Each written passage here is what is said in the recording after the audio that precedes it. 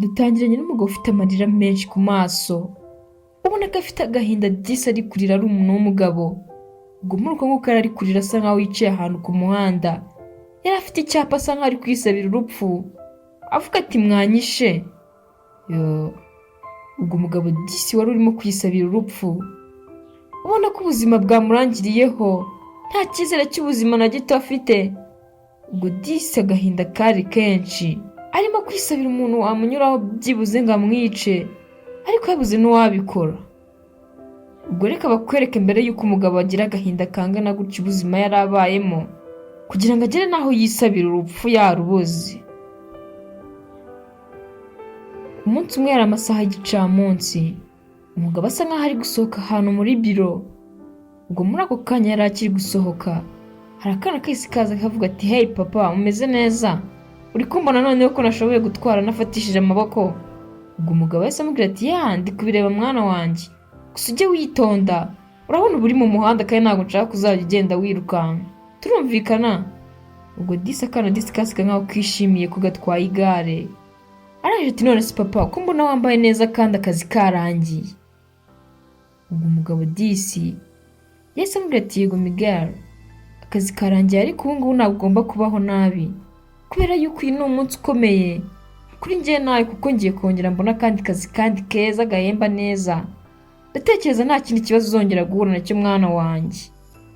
Ubwo umwana byaramutunguye, araje ati papa, koko se? Umugabo ati Miguel, urabizi usobanuye byinshi kuri njyewe, kuba tubayeho mu buzima mama watarimo. Nta kindi kibazo nshaka kuzongera guhura nacyo mwana wanjye, urabizi ndagukunda kandi usobanuye byinshi kuri njye. Ikindi kandi noneho ngiye kubona akazi keza karenze n'aka kandi nakoraga, aho rwose nzajya mbona n'ikiruhuko iminsi myinshi, humura tuzajya tuba turi kumwe. Ubwo akana kahise kishima, karangije ati papa, noneho tuzajya tunajyana gukina basket, sibyo? Uzajya mu gihe rwose utagiye mu kazi tujyane gukina. Papa ati humura mwana wanjye, humura, nta kindi kibazo uzongera guhura nacyo, turumvikana? Ni wowe mpamvu yo kuba ndi gukora, ni wowe buzima bwanjye. Ndabizi ntabwo biba byoroshye kuba turi muri ubu buzima mama wadahari, ariko noneho humura uramfite, kubera yuko nzakubera byose mwana wanjye. Ndagukunda rero. Ubwo turaza kuza guhura nimugoroba, reka ngende. Ikindi kandi ujye witwararika mwana wanjye, ndagukunda. Ubwo kana gasiga nkaho gakunda igare, kazi kavuga ati nta kibazo papa, nawe wiyiteho. Ubwo umugabo yaragiye yishimye, yumva umwana asobanuye byinshi ku buzima bwe. Umwana nawe n'ibyishimo byinshi ahita yongera akata igare arigendera. Gusa yaraje gusuhuza papa we. Ubwo muri ako kanya umugabo yari arimo kugenda, yagiye kumva muri ako kanya hari imodoka isi kubita ikintu iracyasa. Mana yanjye, ubwo umutima waramusimbutse, arangije mu gukebuka inyuma arebye, ahita asanga ni ka kana ke imodoka ikubise. Umugabo yabaye nk'utaye ibitekerezo, ubwenge burabura neza. Arangije ati nta kintu na kimwe naba nsigaranye muri ubu buzima ndamutse mbuze umuhungu wanjye. Ubwo umugabo yaragiye asanga n'umwana we koko bagonze, nta n'ibindi bintu byinshi, nta n'amasegonda ashize umwana umwuka wahise umushiramo. Imodoka noneho ihita inakomeza irigendera ntiyanahagarara byibuze ngo ibahe ubutabazi. Ubwo umugabo wari ufite umwana umwe, ari nawe asigaranye imbere n'inyuma mu buzima bwe. Umwana we ni gutyo nawe yagiye. Umugabo asigara mu buzima rwose budafite igisobanuro na kimwe, ariko ibaza ibintu byinshi, ariko uvuga ati ntabwo nakuvuga ukuntu ubuzima bw'umwana wanjye bwaba burangiye. Ese ni gute byakunda koko mana? Nacumuye iki gituma mbura umuntu wese nkunze? Amarira yaramurenze, yumva nawe nta kintu yaba amaze kuri iyi si mu gihe umwana we adahari. Yagize gutya buri umugore we, none n'umwana akurikiye mama we. Umugabo yamwikaragiye habura nuko abigenza, arangije induru ayiha umunwa, ari umuntu w'umugabo. Ubwo yarasakuje avuga ati mana yanjye, ibi ni ibiki? Umugore wanjye yaragiye none n'umwana aramukurikiye, ubu si ibi ni ibiki? Ubwo byaramurenze, ari umuntu w'umugabo abura uko agenza, gusa ibitekerezo rwose byahise byikaraga kubona umwana we ahita apfa muri ako kanya nta no gusamba byibuze atanamusezeye. Umugabo yaragiye abaho mu buzima butari bwiza asa nk'aho ari mu isi ya wenyine. Ubwo barakwereka hashize amezi 3 n'ubundi umugabo abayeho mu buzima bwo kwigunga, nta kintu na kimwe gikora rwose, yarabuze imbaraga zinamusubiza mu kazi. Ubwo disi yarabayeho ubuzima bubi, asigaye ari wa wundi ujya gutoragura ibintu mu madustbin. Agenda ajya disituna abantu bagiye bajugunya cyangwa se bimwe biba byaguye hasi, nibyo byari bitunze umugabo. Ubwo disi yabonye n'ubundi ko gukomeza kuba kuri iyi si nta kintu byamufasha, cyane ko yari ari kubwira umwana we atarapfa, ari kumubwira ati mwana wanjye ni wowe wenyine utuma nkora, kubera yuko udahari nanjye sinabaho. Ubwo aho umwana agendeye disi gusubira mu kazi byaranze, arangije afata umwanzuro n'ubundi wo kujya kwibera ku muhanda kuko nta kintu yari kubakorera. Disi byaramucanze birangira disi ari umuntu usigaye aba ku muhanda asabiriza, harimo kugenda yakufasha umuntu wese uciyeho. Umuntu wari umukire rwose yifashije, nta kintu abuze, abaye mu buzima bwiza n'umwana we, yarasigaye ari wa muntu usabiriza ku muhanda. Ubwo disi yabaga aryamye n'utwo yasabirije disi imbwa zikaza zikaturya. Ubwo muri ako kanya yari ari aho ngaho, hari akabwa kahise kaza, akabwa rwose kagaragara ko ari ak'umuntu w'umukire, gatangira kuri ibyo yari yagiye asabiriza biri aho ngaho. Ubwo yaje gukanguka avuga ati we, ibingibi ni ibiryo byanjye nibyo binunze. Ubwo muri ako kanya nyiri imbwa yisaza avuga ati we wambobo we, ndekera imbwa se yirire kandi uri kureba idashaka kurya. Umugabo avuga ati ariko ibingibi nibyo byonyine nari nsigaranye. Ubwo nyiri imbwa ariko ati navuze ngo wibangamira imbwa yanjye, turumvikana, reka yirire. Ubwo yahise aterura akabwa ke, araje ati nkoreye ku mbwa wambona utanayisiga birondwe ko wabaye. Ubwo umugabo disi kubera agahinda n'ihungabana yari afite mu mutwe yahise ahaguruka aregama. Ubwo yahise atangira kuganyira wa mugabo, ariko uvuga ati none se ko iyo mbwa yawe ndiriye ibyo kurya, uri kureba ngenda abaho mu buzima bumeze gute? Ubwo umugabo yatangiye kumuseka arimo no kumucyurira, avuga ati se ubundi uri kuvuga ngo ikuririye ibiryo, hari ibyo uba waguze, wowe ushoboye kuba wakigurira n'ibyo kurya? Kosa gusa akugira ngo ugurire ibiryo rero ngewe ngo mbiguhe, nabigura nkabiha imbwa yanjye kuko n'ubundi nta kintu umariye, nta nesoni. Ubwo disi umugabo wari ufite n'ubugome yahise ashota n'ibyari biri mu gafuka, avuga ati ntukajye uhirwa rwose uranga ngo usabiriza umuntu ungana nawe, ariko si ubundi reka nkubaze, ufite amaboko abiri, ufite amaguru abiri, ushoboye kuba wagenda mu kazi ugakora, kuki waba wicaye aha ngaha uri gusabiriza? Ukuntu uri umugabo mwiza gusa, umugabo utanabura umugore rwose ugiye gushaka, warangiza ngo uri gusabiriza? Ko wabaye gusa nta n'ubwenge ugira, taka. Ubwo nyiri imbwa yahise yigendera, ariko asiga acyuriye umugabo, ariko umubwira ati rwose we nta kintu umaze, gusa ubishatse wajya no gushaka icyo ukora rwose ugakora, ugashaka n'umugore ukagira umuryango. Disi ntukajya upfa gucira urubanza umuntu utazi ubuzima abayemo, byibuze ujye unamuganiriza umubaze impamvu yicaye aho ngaho. Ubwo umugabo disi byamukoze ku mutima, arangije n'agahinda kenshi ahita asakuza ati nanjye nahoze mfite famiye sha. Umugabo disi yakomeje yicaye ariko ari kubitekerezaho, agahinda karongera karamurenga. Disi ari gutekereza ku byamubayeho. Ubwo ku rundi ruhande hari ubwana bwo mu bakire rwose aho ngaho mu makaritsiye, kabaga buri aho ngaho buri ku ma TikTok bukora live, barimo burabyina rwose kugira ngo bwishakire amaviews. Ubwo muri uko bari bari aho ngaho, umwe wese avuga ati ari kuzi n'ikindi rata mubwire, uzi ko hari ukuntu dushobora gukora aga content keza ku buryo kaduhesha abakunzi kandi tukabona n'amafaranga, kandi bajya banakora ama subscribe kenshi tubishyize kuri channel. Undi ati none uri kumva twabigenza ute? Ubwo kagakobwa kari karangwa gasaga nk'agafite ubwenge, kahise kavuga ati nyine twaye tugenda tugasanga abantu baba homeless baba bari aho ngaho bicaye ku muhanda, tukabaganiriza tukabasabira ubufasha. Ntabwo twajya tubura amafaranga cyangwa se nyine abantu bajya banaduha views. Ubwo ndi wari uri aho ngaho yese mugata ahubwo ntabwo twajya tubaganiriza kuko abenshi igihe batabyemera, ahubwo twajya tugenda tukabyinira iruhande rwabo tukabagaragaza muri kamera tukabwira abantu ko bashaka ubufasha. Umuntu nyine yabikunda agafasha uwo muntu uri inyuma yacu, hari ikibazo. Ubwo babyumvikanyeho baraje avuga ati tugende nta kibazo. Ubwo muri ako kanya bahise bavuga ati ahubwo reka tujye guhera kuri uriya mugabo uryamye hariya. Ubwo bamugeze iruhande baraje ati boss. Ubwo disi bese batangira kumwinuba, umwe ati sha arimo no kunuka bikabije. Ubwo wa wundi wasigaye nk'afite ubwenge yese amubwira ati no Clara, ese ubiye ko dushaka views nyine wowe nguyu niwe uratwinjiriza, aho kumva nkubwire reka kumwinuba tumwereke umutima mwiza dutangira ahubwo akazi kacu, sibyo? Ubwo barabyemeye disi baraje bahita bamukangura ariko ubona ko banamusuzuguye. Ubwo umugabo yakangutse disi ubona ko adafite ibitekerezo biri hafi aho.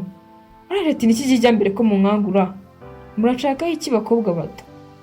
Ubwo kana kahise kavuga ati uyu munsi rero niwe utahiwe, uri umunyamahirwe, niwe wahiswemo nyine ko waza tugakorana video ahangaha. Inshuti zacu ndabizi ziraza kubikunda kandi ntabwo wabura ubufasha nyine baguha. Ubwo umugabo yese bahakanira aravuga ati wapi rwose njye nawe nshaka kujya muri aya mafilimi yanyu, mugende muyakinire hirya aho nareba. Ubwo wa mukobwa wundi wasaga nk'afite ubwenge yese avuga ati no wibyumva nabi, nyine dushobora kubigusobanurira ukabyumva, nyine hari icyo dushobora kuba twagufasha ukaba wava muri ubu buzima nyine ubayemo, ubyemeye rwose hari icyo byagufasha. Ubwo umugabo yarabyanze aravuga ati ariko se muri kurangiye nyine ubufasha bwanyu koko mwabana mwe, njye ndi umuntu uba wibereye ahangaha naho kuba mfite, none n'iki munshakaho? Mwandetse njyenyine rwose ko mfite ibibazo byanjye, mundeke njyenyine mugende. Ubwo bana bakomeje kumwinginga bamubwira ati no ibyo ariko ntabwo tubyitayeho, kuba uri umuntu uri aha uba ku muhanda nta nzu ugira, ushobora kubona ubufasha nyine umuntu akanakugurira inzu cyangwa se akaguha n'ubundi bufasha ubwo ari bwo bwose, akaba yaguha n'akazi agukunze muri video yacu, sibyo? Nese kuri hano hari umuntu wabibona, ariko nuramuka ugiye kuri kamera koko bakakubona, hari n'igihe n'umuntu yakubona asanzwe akuzi bigatuma koherereza ubufasha, hari ikibazo? Ubwo umugabo bamuteye amasomo koko bakomeza kubimwumvisha.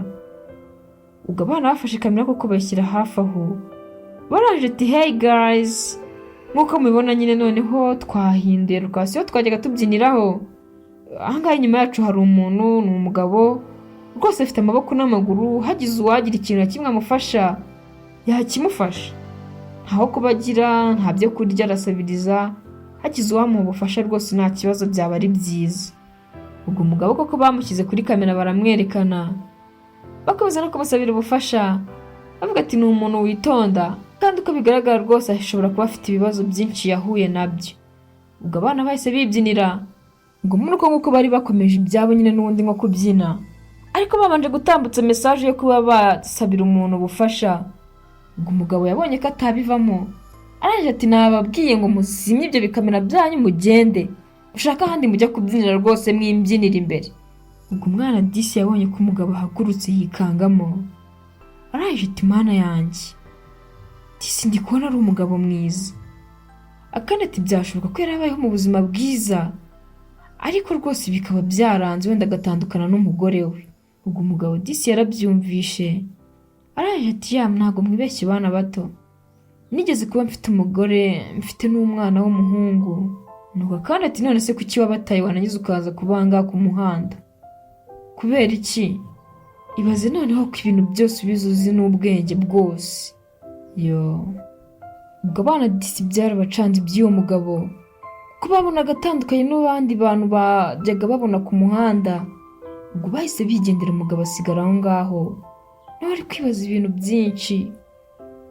Sigara disi ubona ko atangiye gutekereza avuga ati mana yanjye si ubundi kuki nisanze muri ubu buzima, nta muryango, nta kazi, nta byishimo, ese gute nisanze muri ibi bintu ubundi?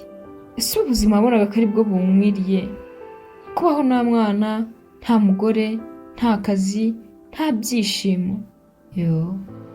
ubwo disi ibintu byaramucanze. Ikintu cyose yabonaga cyajyaga kimwibutsa ibihe bya kera, kigatuma disi ibintu byose bihinduka, akumva noneho akeneye kuba yakipfira byibuze akava mu buribwe yari arimo. ubwo umugabo nta kindi yakoze, yahise ahindura icyapa. Kumwe yabaga yashyize icyapa ku muhanda ari kuvuga ngo ni mu bufasha, ho noneho yatangiye gushyira avuga ati hagize umuntu nyica. Ubwo muri ako kanya hari undi mugabo yahise aturuka hirya ari kuri telefone, bigaragara ko ari umukire, ari kuvuga ati sinzi niba rwose amadolari 3,000 nayatanga, nizere ko byibuze byujuje ubuziranenge. Sawa nta kibazo, mu cyumweru gitaha urabizi ni isabukuru y'umuhungu wanjye, twazabitegura nyuma yayo. Yego. Ubwo umugabo yarahageze, arangije atabona wa wundi wicaye hasi ari kwisabira byibuze ngo bamwice. Ubwo umugabo yaratunguwe, arangije ati hey, sawa ndaje nongere nguhamagare mu kanya. Sawa. Ubwo yakubye telefone, arangije ahita yitegereza wa mugabo, arangije ahita amwegera amubwira tumeze neza bura. Ubwo umugabo wari wacitse intege, atarimo no kuvuga n'akantu na kamwe, ese mubwira ati ndi kubona ibyo bintu bitasanzwe. Sawa nta kibazo, ubwo udashaka kuvuga reka nk'uwo bufashe nguha amafaranga. Ubwo yagize gutya ahita akora mu ikofi, arangije atakuramo amafaranga, amubwira ati ndabizi aya ngaya ntabwo ari menshi nta n'ikintu aragufasha, ariko byibuze yaguremo icyo kurya ukirya. Ubwo umukire yamuhereje amafaranga, umugabo arangije ahita amufata akaboko, amubwira ati njyewe uri kumva nkeneye ubufasha bwawe, njyana amafaranga yawe nagusabye, mva imbere ahubwo. Ubwo umugabo disi wari warenzwe n'ibibazo, amafaranga yarayanze. Umukire arangije ahita yasubiza mu ikofi, amubwira ati okay nta kibazo, ese byibuze hari ikindi kintu nshobora kuba nagufasha? Ubwo wa mugabo wari uri hasi yahise amubwira ati se nuko uri kumva ko nkeneye ubufasha bwawe? Ubwo umukire wari uri aho ngaho yahise amubwira ati byashoboka nyine ko ntari umuntu ushobora kuba nakuganiriza umpe namenya ikibazo ufite, ariko nyine byibuze wamakaya tukaganira. Ubwo umugabo yatangiye kumubwira, ari kuvuga ati kuva nabaho ni ubwa mbere nabonye ku isi nsa nkaho ndi njyenyine, numva ko mbayeho mu buzima bwanjye nyine kubera yuko nta mpamvu yo kubaho nari mfite. Ubwo wa mukire yahise yicara batangira kuganira, atangira kumubwira inkuru ye nawe, amubwira ati nanjye nabayeho mu buzima butari bwiza, ariko nta mpamvu n'imwe umuntu aba afite yo kwiheba. Ubwo umukire yatangiye kumubwira nawe kugira ngo byibuze uyu muntu wari uranga ari gusabiriza nawe amwisanzure hamubwira ibye. Umukire ari kumubwira ati rero ntukabona abantu bose bishimye ugire ngo nuko baba babayeho neza. Nk'ubu nkanjye umugore wanjye yapfiriye mu mpanuka y'imodoka, apfa twita umwana wanjye w'umuhungu, imfura yacu nawe twari dufite nayo iza gupfa, nsigara muri ubu buzima ndi njyenyine. Gusa nta mpamvu n'imwe yari gutuma nanjye niheba, nubwo ariko byari bigiye kungendekera. Narababaye ariko nza kwisubizamo icyizere cy'ubuzima. Ndibuka rimwe ari mu gitondo ndi gukomeza ntekereza ibintu byinshi, numva ko nta mpamvu n'imwe mfite yo kubaho, numva byibuze nanjye nakwipfira nkava muri ubwo buzima. Gusa ariko ntabwo ariko byagenze, numvaga ubuzima bwanjye bwarangiriraho, ariko naje kwisubizamo imbaraga nongera mbaho, nongera ngira ikindi cyizere cy'ubuzima. Ubwo umukire disi yakomeje kumubwira agahinda ke, ariko avuga ati ubu ngubu ndabizi umugore wanjye n'abana ahantu bari bashobora kuba bakeneye ubufasha bwanjye, icyo cyonyine nicyo gituma nkomeza gukora. Ndi kuvuga ati byibuze niyo twahurira mu bundi buzima bazabone ko nakomeje kubarwanira ishyaka.